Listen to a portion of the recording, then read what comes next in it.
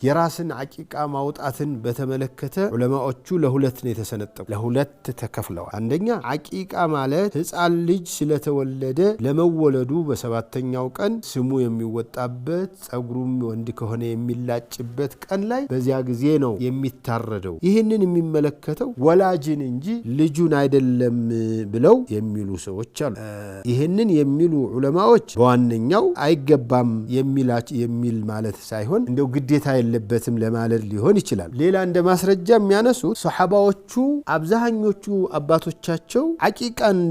እንዳላደረጉላቸው ይገመታል የአቂቃ መስአላ ሲነገር እንግዲያው በየራሳችን እንረዳ ብለው የጠየቀም የለም አደረገ የተባለም የለም ስለዚህ ቢቀር ይሻላል የሚሉ አባባሉ አሉ ሌሎቹ ደግሞ በጣም የተወደደ ነው ይሄንን በተለይ ያረጋገጠ እንዳልተደረገለት የሚያቅ የተወደደ ነው የሚሉ ሰዎች አሉ ሙስተሐቡ የሚወደደው ማድረጉ ነው አታርግተው አይከለከልም